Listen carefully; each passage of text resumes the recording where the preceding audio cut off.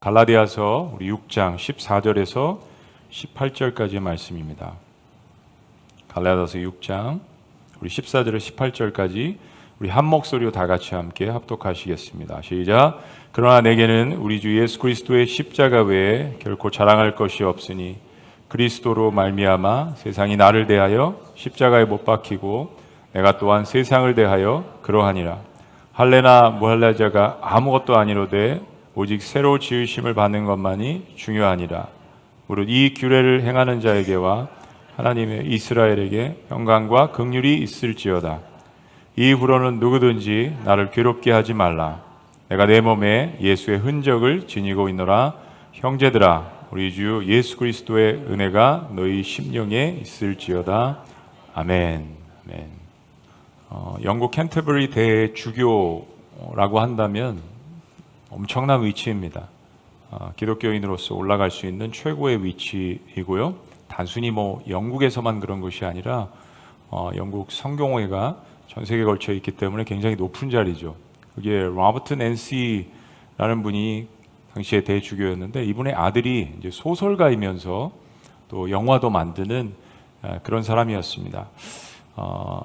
아버지는 대주교였지만 아들은 신앙생활을 잘 하지는 않은 것 같아요. 이 로버트 낸시가 2009년도에 스코틀랜드 그 일간지에 인터뷰에서 이런 말을 남겼는데 이게 굉장히 많이 회자가 됩니다. 이런 이야기입니다. 제 친구 중 한 명이 말하기를 현대 영국 사회에서 가장 당황스러운 수치스러운 일은 거듭난 그리스도인이 되는 것입니다. 이게 왜 그렇죠? 이게 어떤 의미인지 여러분들 이해하셨어요? 한번 그림을 그려보세요. 거듭난 그리스도인, 그냥 그리스도인이 아니라 정말 예수님을 믿는 일이 영국 사회에서는 수치스러운 일이 되어버렸다. 당황스러운 일이 되어버렸다. 이 발언은 당시 그 영국 사회, 소위 말하는 복음주의 기독교에 대한 어떤 특정한 사회적 낙인이었습니다. 그리고 불편한 시선이 존재한다는 것을 시사하는 그런 문맥에서 나온 이야기입니다. 그리스도인으로서 교회 다닌다는 거, 어떤 도시나 어떤 지역은 나 그 교회 다녀 라고 하면 어떤 사회적인 어떤 내가 신분이 상승된 것처럼, 마치 그런 거 여러분 생각해 보셨어요? 혹시 그런 생각 가져보신 적 있습니까? 나 그 교회 다녀 하면 진짜 기독교인이 아니라 마치 사회적으로 뭔가 하나 훈장을, 타이틀을 받은 것 같은 그런 일도 있겠지만, 반대로 그리스도인이 된다는 것이 사회적으로 가장 수치스럽고 그리고 멸시받는 대상이 되는 곳도 있습니다. 이슬람이 장악한 그런 지역이 그렇죠. 단순히 수치와 멸시의 대상이 아니라 목숨을 내어 놓아야 하는 그런 상황들이 있는 지역들이 있습니다. 한때는 놀라운 부흥의 역사들을 경험했던 서구 유럽이 지금 말씀드린 이 영국 지역에서 그런 일들이 일어난다고 하잖아요. 프랑스, 네덜란드, 독일 예외가 아닙니다. 지금은 쇠퇴한 서유럽 같은 그런 나라에서도 그리스도인이라고 이야기를 할 때 환영받지 못하는 그런 분위기. 여기에 대해서 영국의 저명한 알트 켄달 목사님, 우리가 잘 아는 마틴 로이드 존스 목사님의 후임이죠. 이분이 이런 이야기를 남겼습니다. 당신에 대한 추문, 좋지 않은 소문 이곳저곳에서 들립니까? 그렇다면 당신이 지금 제대로 가고 있는 증거입니다. 근데 아무런 추문이나 오명이 없다면 그리스도와 복음에 대해서 다시 진지하게 생각하기 바랍니다. 진정한 그리스도인이라면 추문과 오명이 당연히 따라오기 때문입니다. 여러분, 이건 굉장히 역설적인 이야기입니다. 두 가지 오늘 단어가 나오는데 첫 번째 단어는 추문입니다. 이 추문이 영어로 스캔달이라는 단어죠. 실은 헬라어 스캔달론이라는 단어에서 이 현대어 스캔들이라는 말이 나왔습니다. 뜻이 뭐냐면 문자적으로 걸려 넘어지게 하는 것, 그죠? 덫, 함정, 장애물을 이야기합니다. 그런데 놀랍게도 이 부정적인 단어가 신약 성경에서 예수님이 전해주신 십자가의 복음을 이렇게 수식하는 단어에 또 이게 쓰여졌습니다. 예를 들면 고린도전서 1장 23절 말씀이에요. 한번 다 같이 읽어보실까요? 다시 시작. 우리는 십자가에 못 박힌 그리스도를 전하니 유대인에게는 거리끼는 것이요 이방인에게는 미련한 것이로되, 여기 사용된 거리끼는 것이라는 이 단어가 바로 아까 말씀드린 헬라어 스캔달론이라는 단어입니다. 장애물 거리끼는 거, 이게 스캔들이에요. 아니 도대체 왜 이 십자가 사건에 이런 단어가 쓰여졌을까 질문해야 합니다. 성경은 메시아가 십자가형이라는 굉장히 수치스러운 방식으로 처형을 당했다는 이 사실 자체가 당시 유대인들에게는 도저히 받아들일 수 없는 스캔들이었다는 점을 이야기하는 겁니다. 십자가는 스캔들이었다. 걸림돌이었다. 도저히 받아들일 수 없는 거리끼는 그런 사건이었다. 십자가 사건은 사람들이 다가서기에 뭔가 부담이 있습니다. 십자가 우리 찬양도 하고 십자가를 내가 사랑하며 십자가를 질 수 있나? 십자가에 대한 찬양이 얼마나 많아요? 근데 찬양을 하는데, 고백은 하는데 정말 십자가의 삶대로 살아가느냐? 진짜 그 십자가를 사랑해? 사람들에게 거리낌이 됩니다. 그렇습니다. 십자가의 복음이라는 것은 이미 스스로를 난 의인이야 라고 생각하고 사는 사람들에게는 걸림돌이 된다라는 거예요. 이거죠. 왜 나에게 십자가 사건이 필요해?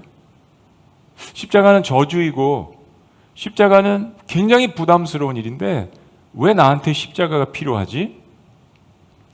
그런데 이 십자가 사건이 반가운 사람들이 있습니다. 내가 죄인이라고 생각하는 사람들. 추문, 스캔들, 이게 그 사람들에게는 복음이 되는 겁니다. 이어지는 고린도전서 1장 24절은 아까 여러분이 읽으신 23절 말씀과 굉장히 대조적으로 이렇게 이야기합니다. 다 같이요. 시작. 오직 부르심을 입은 자들에게는 유대인이나 헬라인이나 그리스도는 하나님의 능력이요 하나님의 지혜라. 아까 십자가는 굉장히 거리끼는 것이고 스캔들적인 그런 사건이고 터부시하고 피하고 싶은 건데, 십자가가 누구에게는 구원이고 누구에게는 걸려 넘어지게 하는 스캔들이라는 것을 이야기합니다. 세상은 이런 말을 굉장히 싫어해요. 우리가 잘 알고 있는 요한복음 14장 6절 말씀입니다. 예수님이 말씀하신 거, 내가 곧 길이요 진리요 생명이니 나로 말미암지 않고는 하나님 아버지께 전능자에게 갈 방법이 없다. There is no other way. 여러분, 세상이 왜 이 말을 싫어할까요? 독선적인 이야기이기 때문입니다. 아니, 천국에 가는 길이 내가 생각하는 조물주가 하나님이 창조주가 있다면 그 가는 길이 꼭 하나의 길만 있어야 해? 예수님이 말씀하신 것은 사람들에게 한쪽에는 구원이 되었고 한쪽에는 거리낌이 되었습니다. 십자가는 그런 메시지를 증거하는 거예요. 예수님만이 우리 인류의 유일한 구원이라는 말, 이거는 절대 진리를 부정하는 포스트 모던의 모든 세대들에게 가장 걸림돌이 되는 이야기입니다. 두 번째로, 이런 스캔들이란 별명이 붙은 이 복음을 받아들이는 사람들에게 붙는 단어가 있습니다. 그 단어가 뭐냐면 스티그마라는 단어입니다.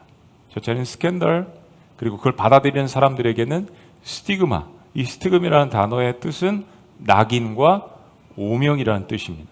오늘 본문 17절에 등장하는 헬라어 스티그마, 이게 낙인이라는 뜻입니다. 역사적으로 당시 노예들이 어떤 주인에게 속해 있다라는 그 의미로, 상징으로 노예들의 살에 불도장을 찍었습니다. 그 불도장, 그 피부를 떼어내지 않는 이상, 살점을 떼어내지 않는 이상 영원히 사라지지 않는 낙인이었습니다. 거기에 스티그마라는 단어가 쓰여졌던 거예요. 특히 도망간 노예에게는 이 불도장이 다시 한번 찍히는데 그건 망신과 수치의 상징입니다. 도망간 노예. 당시 사회적으로 그리스도인들이 이 스캔들이었던, 십자가를 바라볼 때 스캔들이라는 단어가 쓰여져 이 십자가 사건을 일으킨 그 예수 그리스도를 믿는다라는 이 사건은 온갖 오명과 낙인의 스티그마를 받는 일이었습니다. 공동체에서 쫓겨나고 많은 사람들에게 오해를 받고 이 추문의 사건을 받아들이는 사람은 사회적으로도 소외된 사람들이었습니다.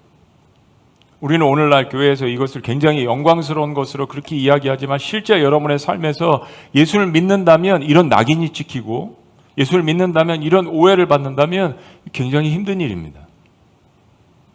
여러분 삶 가운데서 내가 예수님을 믿는다는 것 때문에 그런 오해와 그런 낙인과 그런 어려움과 그런 불필요한 대접과 이런 걸 받으신 경험이 있으신가요? 알티 켄달 목사님이 이야기한 것은 만약에 그런 경험이 있다면 그건 내가 예수를 믿고 있다라는 증거라는 이야기입니다. 꼭 내가 뭘 잘못해서가 아니라 그냥 예수를 믿는다는 것 그 자체만으로도, 실은 기독교인이 아니더라도 우리의 일상생활 가운데 우리가 삶을 살아나가면서 다른 사람들에게 그런 오해, 그죠? 그런 낙인, 그런 비판, 이런 걸 받을 때가 있습니다. 이건 누구에게나 실은 일어날 수 있는 일이에요.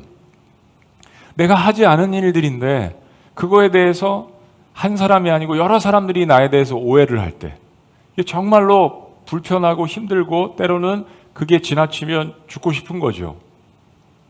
단순히 오해 정도가 아니라 엄청난 누명을 쓰고 수치스러운 일들을 당하고 산다면 어떻겠어요?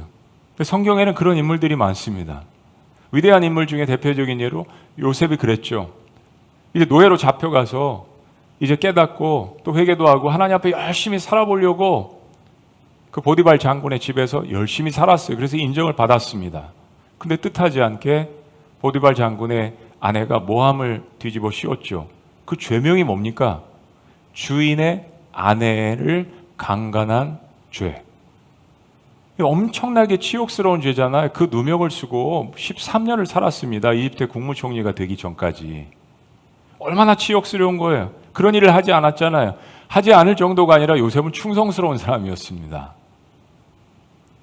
사도 바울, 이 글을 쓰고 있는 사도 바울에 대해서 연구하는 많은 신학자들이 있는데, 사도 바울이 어떤 누명과 오명과 어려움을 겪었을까 여러 가지를 기록합니다. 대표적인 게 헌금 횡령죄, 또 한 가지는 외모.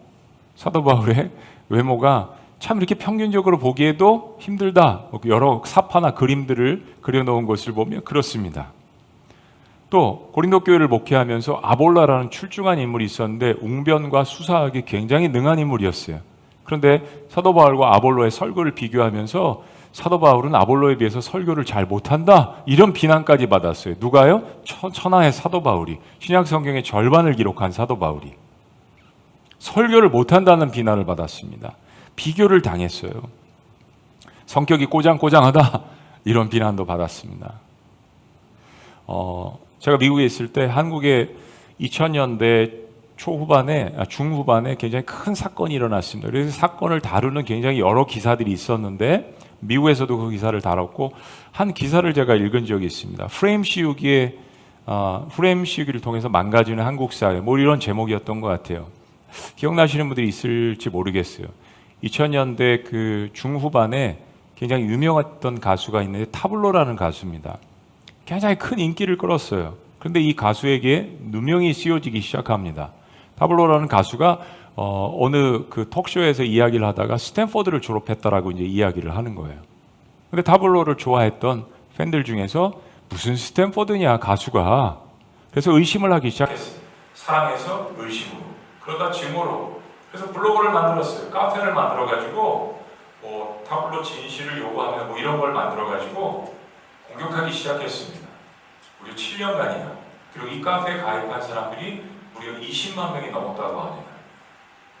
온갖 협박과 허위 사실로 가족들이 7년 동안 엄청난 고통을 당하고 결국에는 법정 소송을 거쳐서 가해자들이 실형을 받았습니다. 근데 결국에는 타블로는 그토록 좋아했던 노래를 그만두고 가족들은 온갖 상처와 낙인이 남아있습니다.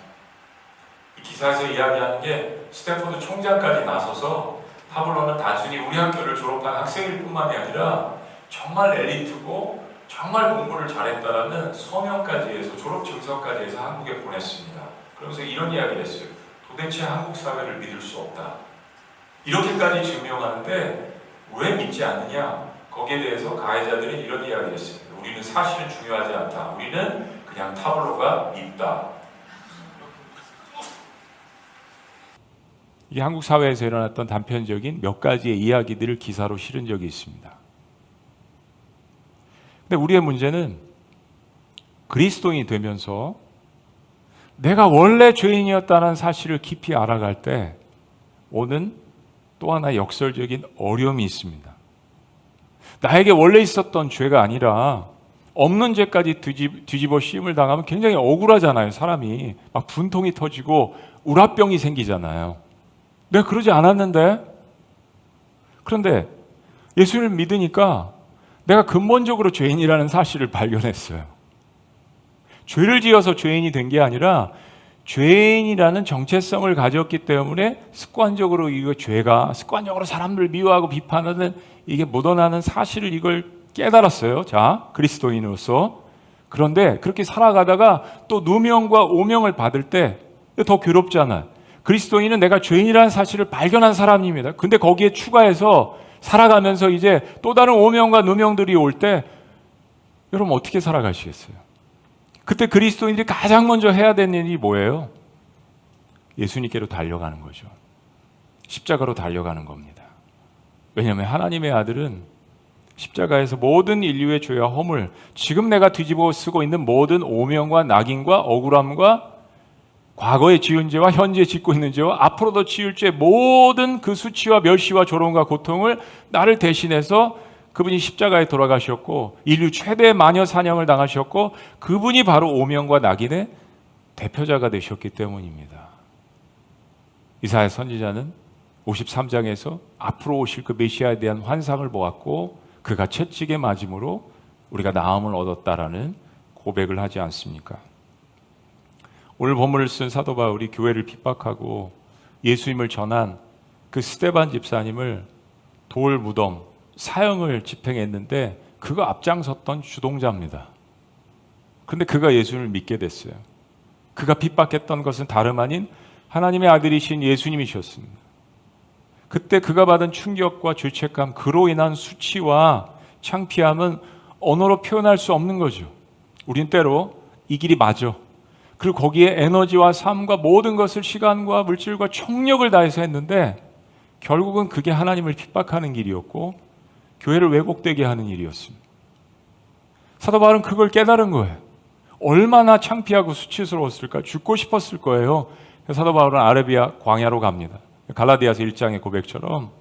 그리고 거기서 다시 한번 자신의 삶을 살피게 됩니다. 그리고 사역으로 돌아왔어요. 그리고 사역을 하다가 갈라디아 교회를 이렇게 목회를 하면서 본문에서 이렇게 이야기한 겁니다. 우리 지난주에 보았지만 이 말씀을 다시 한번 읽습니다. 6장 14절 다시 시작. 그러나 내게는 우리 주 예수 그리스도의 십자가 외에 결코 자랑할 것이 없으니 그리스도로 말미암아 세상이 나를 대하여 십자가에 못 박히고 내가 또한 세상을 대하여 그러하니라. 십자가 외에는 자랑할 것이 없다는 의미. 오늘 갈라디아서 말씀 마지막 강해를 하면서 이 말씀의 의미를 다시 한번 되돌아봅니다. 정말 자기가 경멸하고 조롱하고 그랬던 예수님께서 그 십자가 사건이 자신을 위해서 주님께서 베푸셨음을 사도 바울이 깨달았습니다. 그래서 실은 우리가 예수를 믿을 때 회개를 하는 겁니다. 눈물이 나는 겁니다. 통곡이 쏟아질 수밖에 없는 거예요. 자신의 의, 자기가 지키던 율법, 자기 확신, 거기에 대한 성공, 이게 삶의 가치관이었어요. 이게 사도 바울의 전부였어요. 근데 그 모든 것들 어느 하나라도 마지막 심판대 앞에서 자신을 구원해 줄 수 없다라는 사실을 깨달았습니다. 심판대 앞에 설 때 우리의 삶 가운데 알고 지은 죄, 모르고 지은 죄, 의도적으로 지은 죄, 의도치 않은 모든 것들을 통하여서 판단을 받을 때 우린 거기서 수치와 모멸감을 겪게 될 그런 상황입니다. 그런데 그 모든 것들로부터 구원받을 수 있다라는 사실, 그게 바로 십자가의 사건이었다라는 것을 깨닫고 사도 바울은 이제까지 그의 삶의 가치관에 최고로 여겼던 모든 것들을 다 배설물로 여겼다라고 고백을 합니다. 그리고 역설적으로 자신이 저주하고 스캔들로 여겼던 그 십자가에 돌아가신 예수님께서 흘려주신 그 희생의 그 거룩한 피가 자신의 모든 죄와 죽음과 사망과 수치와 부끄러움에서 구원해 주신다는 사실을 깨달았습니다. 그래서 바울은 자신의 삶에서 십자가 외에는 자랑할 것이 없다라고 담대하게 용기 있게 고백합니다. 오직 예수 그리스도의 십자가의 사건만이 자신의 모든 죄와 오명과 낙인을 제거하고 가려주고 변호해 주기 때문입니다. 자, 두 번째, 내가 이 세상에서 그런 오명과 낙인을 당하면서도 담대히 살아갈 수 있는 이유가 뭘까요? 말씀드린 것처럼 그리스도인들은 죄가 뭔지 깨달은 사람들입니다. 그리고 죄가 해결됐다라고 생각하는 사람들이에요. 근데 예수님을 믿는 것 때문에 받는 오명과 낙인이 이제 반대로 생겨나기 시작합니다. 거기에 또 내가 연약하기 때문에 짓는 죄들에 대한 민감함도 과거보다는 더 생기게 되는 거예요. 그래서 그 역설적인 어려움과 실은 번민이 내 안에 있는 사람들이 그리스도인들입니다. 그러면 이제 오는 또 다른 낙인과 오명에 대해서 어떻게 담대하게 살아갈 수 있을까? 14절 말씀을 쉬운 성경으로 다시 한번 봅니다. 자, 큰 목소리로 시작. 그러나 나에게는 우리 주 예수 그리스도의 십자가 외에는 결코 자랑할 것이 없습니다. 이 십자가를 통해서 세상이 나에 대해서 죽었고 나도 세상에 대해서 죽었습니다. 영적으로 세상 한복판에서 그리스도인으로서 제대로 살아가려면 세상의 판단과 세상의 소리에 대해서 무감각하고 무덤덤한 것이 필요할 때가 많습니다. 다 무시하고 산으로 올라가서 살라는 이야기는 아닙니다. 우리 세상 한복판에 살고 있으니까 이야기들이 들려오잖아요. 막 인정받으려고 SNS에서 별거 다 올리고 나는 이런 사람, 나는 꽤 성공한 사람, 나는 잘생긴 사람, 나는 운동도 하고 뭐 사회적으로 소셜로 이렇게 많이 인정받는 사람이라고 하면서 계속 올려대긴 하지만 좋은 댓글만 있나요? 때로 어느 한두 사람이 거기에다가 굉장히 비평을 하면 마음이 또 다운되고 때로는 계정을 뭐 한 달은 닫았다가 다시 오픈해서 사람들을 만나기도 하고 우리 일상생활에 그런 이야기들. 그런데 세상의 그런 판단과 소리에 대해서 무감각하고 무덤덤하게 살아가는 것이 필요한 거, 이게 무슨 이야기를 하냐면 결국 예수님 믿는 사람들은 사람들의 판단과 사람들의 소리를 하나님의 판단과 하나님의 소리보다 중요시 여기면 우리는 낙담하고 실패할 수밖에 없다는 이야기입니다. 세상에 대해서 내가 죽은 듯 사는 용기가 필요해요.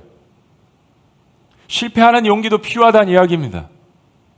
오직 성공만을 이야기하는 이 세상 가운데서 실패하는 용기도 필요하다는 것을 주님께서 수많은 하나님의 인물들을 통하여서 신구약 성경에서 우리에게 이야기해 주는 겁니다.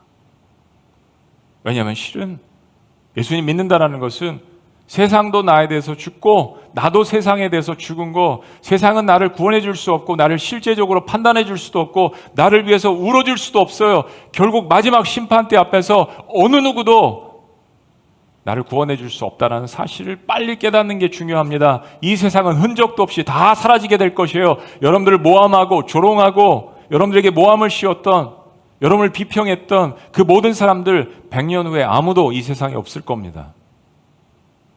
나도 세상에 대해서, 세상도 나에 대해서 죽은 것입니다. 예수님께서 십자가에서 그 모든 사건을 그렇게 만드신 거예요. 나에게는 오명과 낙인은 결국 다 사라지게 될 것입니다. 자, 그러면 마지막으로 내가 지니게 되는 영원한 낙인이 하나 있습니다. 예수 그리스도의 흔적. 자, 17절 말씀. 다 같이 큰 목소리로 함께 읽습니다. 시작. 이후로는 누구든지 나를 괴롭게 하지 말라. 내가 내 몸에 예수의 흔적을 지니고 있노라. For I bear on my body the marks of Jesus Christ. 마크, 예수님의 그 마크, 예수님의 그 흔적을 지니고 있다라고 고백합니다. 그래서 세상에 있는 사람들에게 사도 바울은 더 이상 자신을 괴롭게 하지 말라라고 이야기합니다. 함부로 판단하지 말라라고 이야기합니다. 그 이유는 이제 예수 그리스도의 흔적을 내 몸에 지녔기 때문이라고 담대하게 이야기를 합니다. 이 흔적이 바로 헬라어로 아까 이야기한 스티그마입니다. 낙인, 오명이라는 거예요. 이제 자신의 삶에 쓰여진 단 하나의 오명, 단 하나의 낙인이 있다면 그것은 바로 예수님께서 십자가에서 받은 그 치욕스러운 상처를 자기가 몸에 지니고 있다라는 거예요. 그리고 그분은 십자가에서 누명과 오명만 쓰고 돌아가신 것이 아니라 그 모든 누명과 오명을 벗으시며 부활하신 영광스러운 하나님의 존재라는 사실입니다. 때문에 그런 예수님의 스티그마 흔적을 지녔기 때문에 이제 자신은 세상에 대해서도 죽고 세상도 자기 자신에 대해서 죽은 어떤 실제적인 영향을 미치지 못하는 그런 상태에 있다는 것을 담대하게 고백하는 것입니다. 그러니까 이제 사도 바울이 갖고 있는 이 스티그마는, 이 흔적은 더 이상 부끄럽고 수치스러운 십자가의 스캔들이 아니라는 것입니다. 그것은 가장 영광스러운 흔적이라는 것. 그래서 십자가만을 자랑한다라고 이야기하는 거예요. 그리고 여기에는 이런 축복이 따른다라고 마지막 말씀들을 이렇게 맺습니다. 우리 16절 말씀 그리고 18절 말씀. 16절 다 같이 읽습니다. 하나님께서 시작.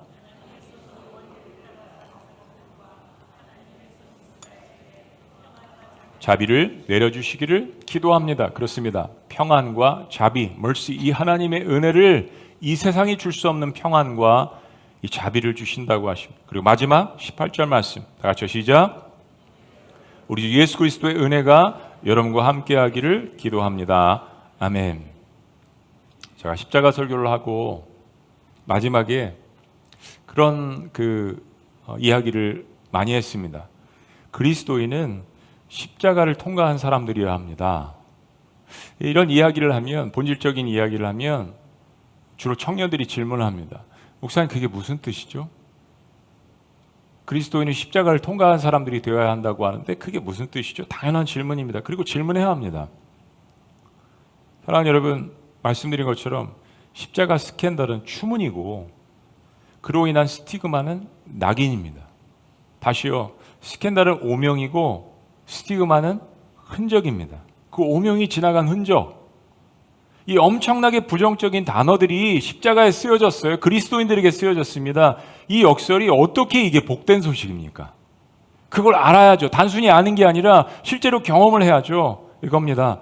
세상이 십자가를 스캔들로 볼 때 하나님은 우리의 삶의 스티그마를, 흔적을 새기시기 시작합니다.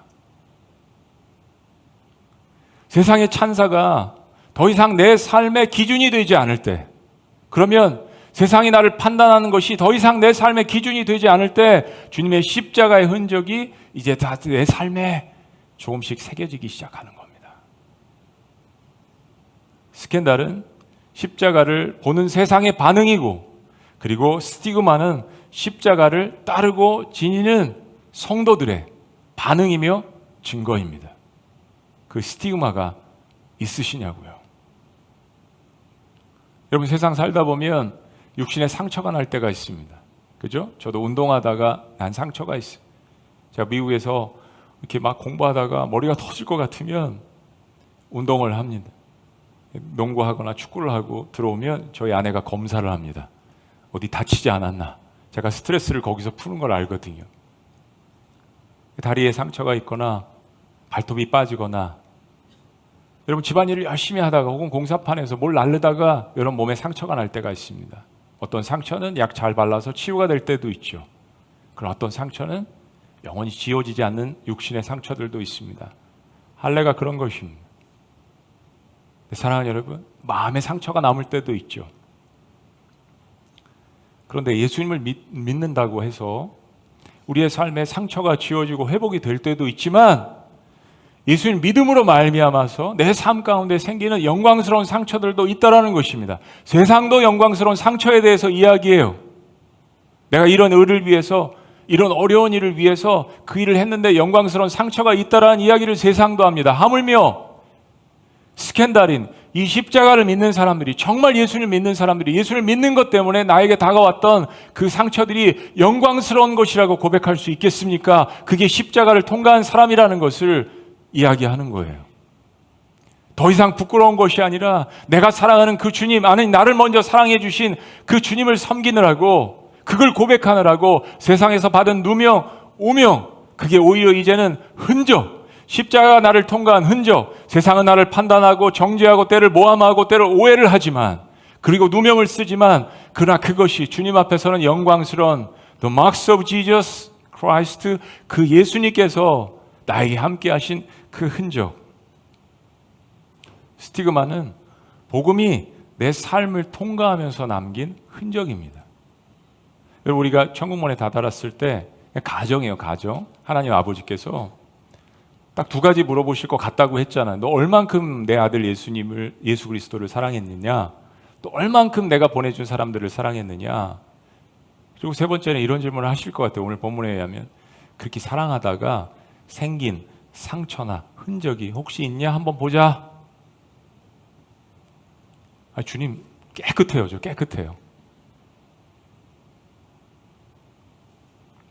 수요일 날 선교사님 한 분이 오셔서 말씀을 나눠주셨습니다. 신명기 17장에 아론의 쌍난 지팡이 그 이야기를 통해서 자신의 선교사역과 간증을 나누셨어요. 미국 목회 중에 수십 년 전에 교통사고를 당하셔서 이제 한쪽 다리를 절단을 하셨죠. 정말 끔찍한 고통인데 격려하고 위로하는 사람들도 있지만 이상한 사건이다 막 이렇게 이야기하는 사람들도 있잖아요. 세상은 남의 불행을 스캔들로 그런 관점에서 보는 게 실은 세상입니다.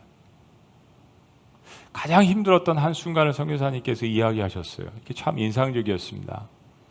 다리를 절단하고 일었을 때 한 병원에 있는데 담당 의사가 이 선교사님이 이제 당시에는 목사님이셨는데 목회자인 걸 알고 한 가지 요청을 했습니다. 그 요청이 뭐냐? 파스터 킴, 우리 병원에 이렇게 의사가 되려고 배우는 아기 의사들, 인턴들이 많이 있는데 인턴들이 좀 배울 수 있도록 좀 이렇게 배려를 해줄 수 있겠느냐. 노하기가 힘들어서 목회자인 걸 알고 목사님 그러고 이야기를 하니까 예스를 했습니다. 근데 전혀 상상할 수 없었던 뜻밖의 상황이 벌어졌습니다.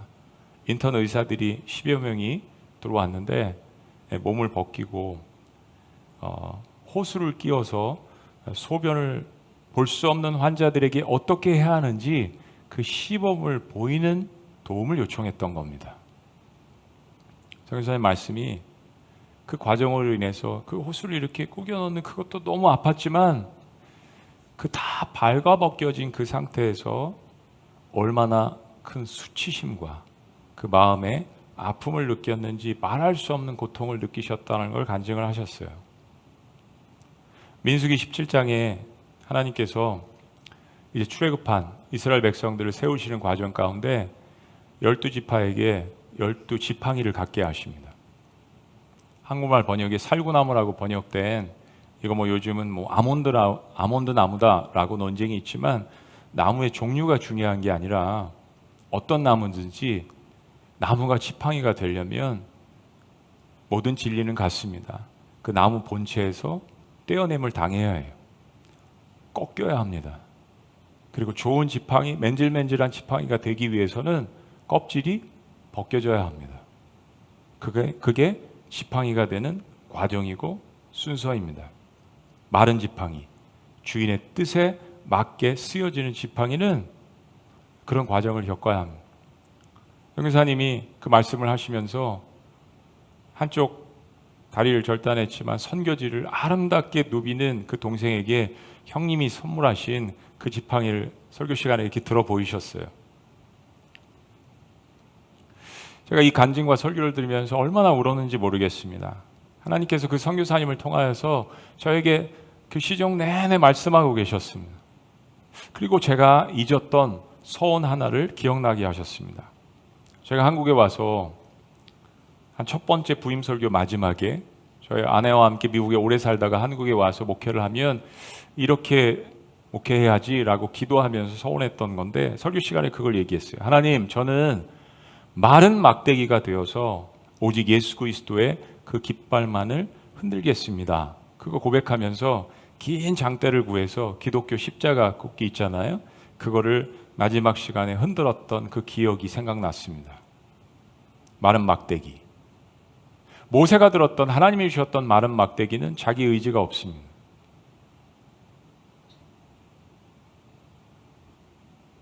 최근에 암에 걸리셨던 성도님을 기도해 드리는데 그런 고백을 하시더라고요. 목사님, 그런 고통과 어려운 상황에서 목사님 다시 일어나셨는데 저도 그거 보면서 다시 일어날 수 있겠죠? 제가 굉장히 큰 격려를 받았습니다. 여러분이 겪으신 고통은 누군가를 살릴 수 있는 스티그마 복음이 되는 겁니다. 스캔들이 스캔들로 남지 않고 그 스캔들을 주님 앞에 드리면 그 누명과 오명은 스티그마, 주님을 만나는 너무나도 귀한 통로가 되는 거예요. 그리고 예수님께서 나를 살리셨듯이 나도 다른 사람을 살릴 수 있는 너무나도 영적인 귀한 약재료가 되는 겁니다. 목회하면서 사람들 앞에 막 밝혀지는 거 이렇게 옷 벗겨지는 것 같은 그런 고난을 당할 때가 있습니다. 목회자들, 선교사님들은 그런 경험이 많이 있죠. 여러분들도 사회적으로 혹은 직장에서 그런 경험을 당하실 때가 있을 겁니다. 그 고통과 아픔과 수치와 낙인을 때로 지워달라고 하나님 앞에서 막 기도할 때가 있었습니다. 그런데 이런 느낌이 들었어요. 그 트라우마는 죽을 때까지 없어지지 않을 수 있다라는 느낌이었습니다. 오늘 갈라디아서 말씀을 기록한 사도 바울도 자신의 육신의 가시가 있었습니다. 사도 바울을 연구하는 많은 신학자들은 그 육신의 가시가 간질이었을 것이라고 추측을 합니다. 간질. 갑자기 설교하다가 입에 거품을 물고 쓰러져요. 요즘은 이게 하나의 질병 가운데 하나라고 밝혀져서 그런 게 없지만 과거에는 2000년 전에는 그런 현상을 보면 귀신 들렸다라고 생각을 했을 것입니다. 아니, 하나님의 사람이라며? 하나님의 사람이 어떻게 설교를 하다가 눈이 뒤집어지고 입에 거품을 물고 쓰러져? 저 하나님 앞에 저주받은 거 아니야? 가짜 아니야? 무슨 사도야? 복음을 증거하면서 정말 많은 어려움이 있었을 것 같아요. 그렇지 않아도 아볼로랑 비교를 당하면 설교를 못한다는 이야기도 들었는데, 그렇지 않아도 여러 가지 누명과 오명이 많은데 하나님 이 가시를 제발 제거해 주옵소서, 이 기도를 3번을 했다라는 것은 정말 온 힘을 다해서 하나님 앞에 기도했다라는 거예요. 하나님께서 어느 날 이런 음성을 주셨습니다. 사도 바울에게, 바울아, 이제까지 임한 내 은혜가 내게 족하도다. 그리고 사도 바울은 그 기도를 멈추었습니다. 그 기도를 멈추었어요. 사도 바울은 엄청난 두려움이 있었습니다. 왜 아니겠어요? 여호수아도 두려움이 있었잖아요. 아니, 모든 하나님의 사람들이 두려움이 있었습니다. 하나님 앞에 섰을 때도 두려움이 있었고 세상 앞에 섰을 때도 두려움이 있었어요. 사도 바울도 그 두려움 때문에 하나님 앞에 기도를 했던 겁니다. 그런데 그 하나님의 응답을 들은 후에는 오히려 하나님 앞에 그리고 세상 가운데 담대하게 고백을 하는 겁니다. 나는 오직 예수 그리스도의 십자가 외에는 자랑할 것이 없습니다. 사도 바울이 경험했던 그 모든 가시들이, 그 모든 오명들이, 그 모든 스캔들들이 예수 그리스도의 흔적이 되었습니다. 그러니 나를 더 이상 괴롭게 하지 마십시오. 나도 세상에 대해서 죽었고 세상도 나에 대해서 죽었습니다. 왜냐하면 내 몸에 예수 그리스도의 흔적을 지녔기 때문입니다. 여러분이 당한 고난이 비록 발귀에 벗겨지는 것 같은 고통이라도, 그것이 스캔들과 같은 오명이라도, 그리고 그것이 평생 낙인으로 찍히는 스티그마라도, 만약 그 모든 것들을 나를 위해서 십자가의 그 스캔들을 이기시고 부활하신 그 주님 앞에 모든 것들을 드린다면 그 낙인은 바로 예수 그리스도의 흔적인 스티그마가 되는 것입니다. 세상이 조롱하는 그 십자가를 우러러 붙드는 순간 그 십자가는 내 삶의 흔적이 되는 거죠. 그리고 그 흔적은 세상을 향한 또 하나의 복음 선포가 되는 겁니다. 이거죠. 스캔들이 스티그마가 되는 순간 십자가가 남의 이야기가 아닌, 성경에만 쓰여져 있는 이야기가 아닌 이제 나의 이야기가 되는 겁니다. 12지파들에게 지팡이를 나누어 줬습니다. 그런 과정을 겪으면서 나무에서 떼어내서, 본체에서 떼어내서 꺾여서 껍질이 벗겨진 그 지팡이를 나누어 줬습니다. 그런데 한 지팡이에, 제사장 가문이었던 아론의 지팡이에서는 싹이 났습니다. 민수기 17장 5절은 이렇게 이야기합니다. 내가 택한 자의 지팡이에는 싹이 나리니. 어떻게 죽은 것에서 싹이 납니까? 뿌리가 없잖아요. 껍질이 벗겨졌잖아요. 여러분 삶이 마른 막대기 같더라도 주님 앞에 드리면 거기에 싹이 납니다.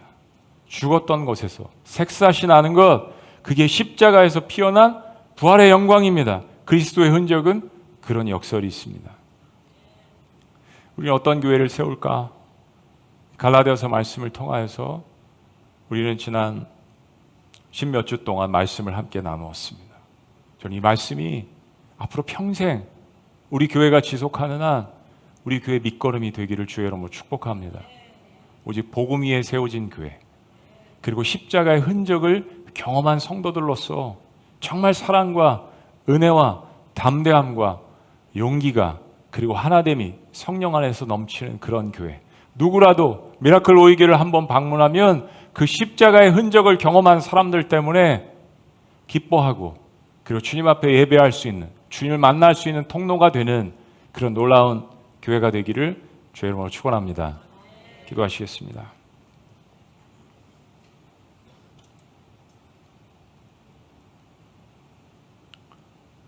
그렇습니다. 사람들은 여전히 십자가를 스캔들로 여깁니다.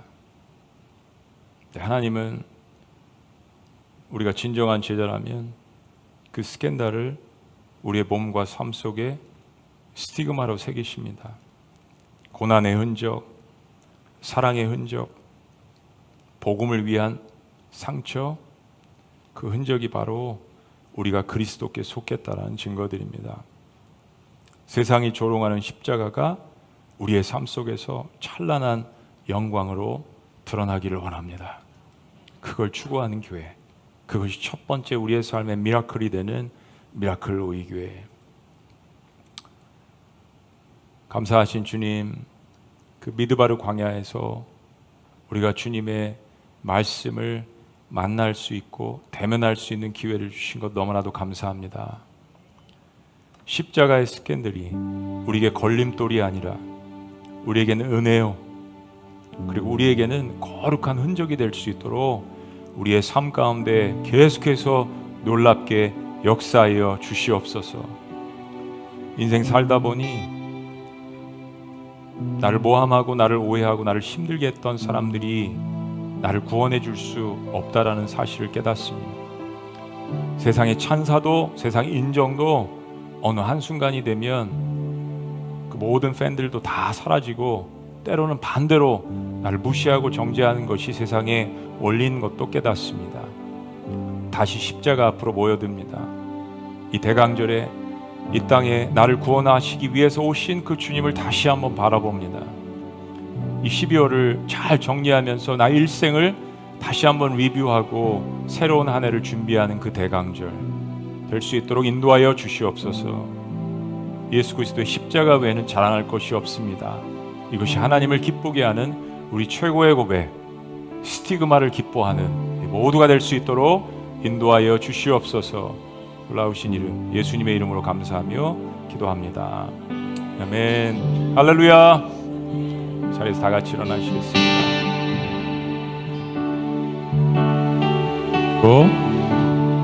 찬양 주님 앞에 올려드립니다. 내 마음의 주를 향한 사랑이 나의 말엔 주가 주신 진리로.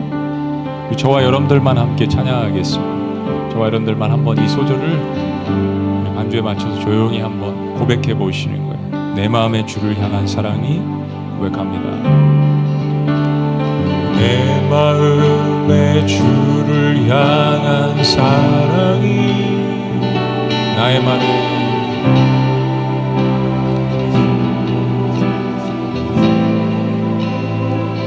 나의 눈에 주의 눈물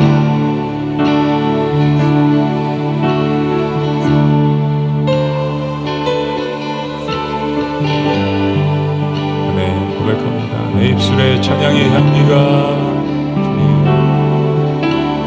내 입술에 찬양의 향기가 두 손에는 주를 닮은 섬김이 그렇습니다. 나의 손에 나의 삶에 주의 흔적 남게 하소서. 우리 다 같이 고백합니다. 하나님의 사랑이 영원히 함께하리. 하나님의 사랑이 영원히 함께하리. 십자가의 길을 걷는 자에게 순교자의 삶을 사는 이에게 담대히 고백합니다. 조롱하는 소리와 세상 유혹 속에도 세상 유혹 속에도 주의 순결한 신부가 되리라. 고백합니다. 내 생명 내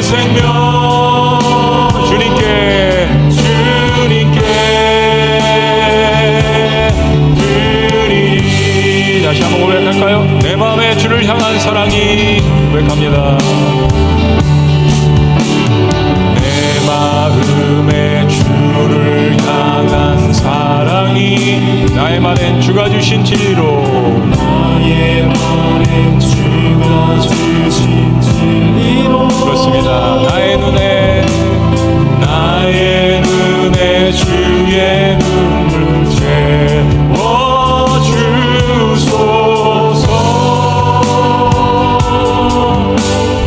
진심으로 고백합니다. 내 입술에 찬양의 향기가 내 입술에 찬양의 향기가 두 손에는 주를 닮은 섬김이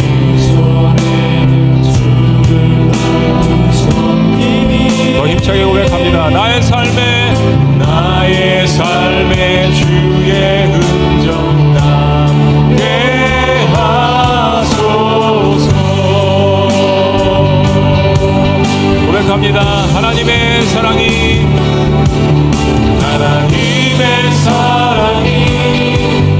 영원히 함께하리. 십자가의 길을 걷는 자에게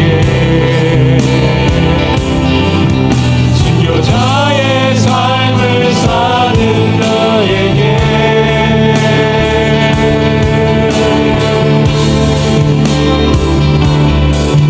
조롱하는 소리와 세상 유혹 속에도 주의 순결한 신부가 되리라. 내 생명 주님께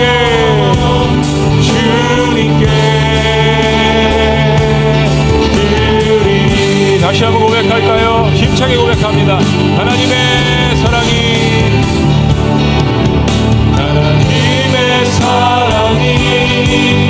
영원히 함께하리. 십자가의 길을 걷는 자에게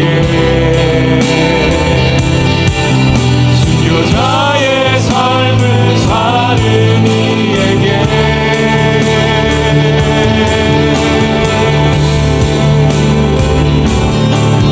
세상 많은 소리와 세상 유혹 속에도 주의 순결한 신부가 되리라. 고백합니다. 내 생명 주님께 다시 한번 내 생명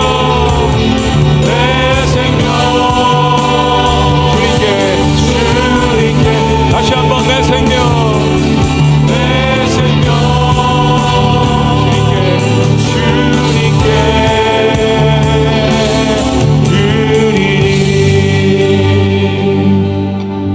시간 한 1분 정도 여러분 입술로 고백한 것처럼 다시 한번 여러분의 언어로 주님 앞에 그렇게 기도드렸으면 좋겠습니다.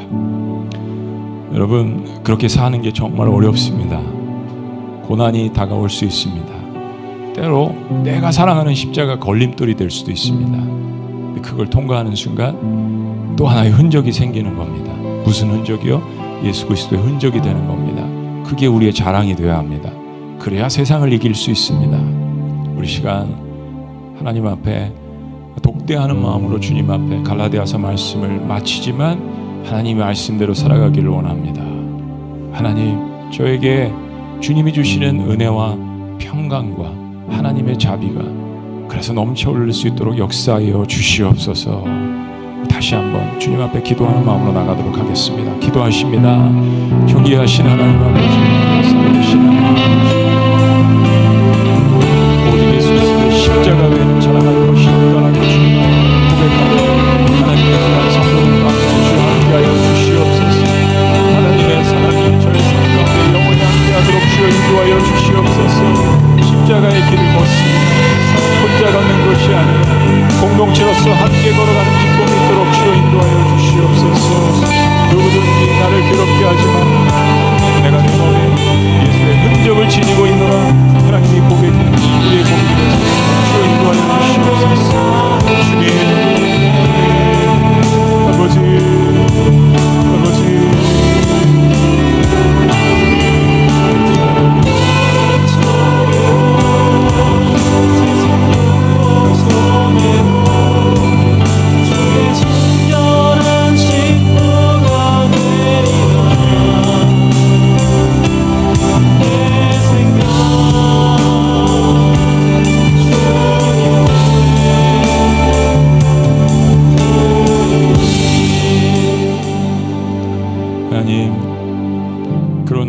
놀라운 십자가를 우리에게 주심에 감사하여서 이 시간 주의 성도들이 삶의 일부를 떼어서 주님 앞에 드립니다. 단순한 물질의 일부가 아니라 우리의 삶의 전체를 주님 앞에 드립니다. 그리고 이것이 쓰여질 때마다 또 다른 십자가를 만나는, 그리고 그 흔적을 자랑스러워하는 놀라운 복음 역사가 일어날 수 있도록 인도하여 주시옵소서. 오늘 교회를 대표하여서 우리 중고등부 학생들 2명이 주님 앞에 드립니다. 하나님, 이 드림이 다음 세대를 세우는 놀라운 역사의 작은 겨자씨가 될 수 있도록, 오병이가 될 수 있도록 축복하여 주시옵소서. 이제는 우리 주 예수 그리스도의 은혜와 하나님 아버지의 극진하신 사랑과 성령님의 감화교통 역사하심이, 예수 그리스도의 그 놀라운 십자가의 스캔들과 그 흔적이 나의 삶의 자랑이 되기를 원하며, 그리고 그 복음을 증거하기를 원하는 사랑하는 미라클 오이교에 속한 모든 성도들 위해, 그리고 이 말씀을 듣는 모든 권속들 위해 지금부터 영원토록 함께 하시기를 간절히 축원합나이다. 아멘.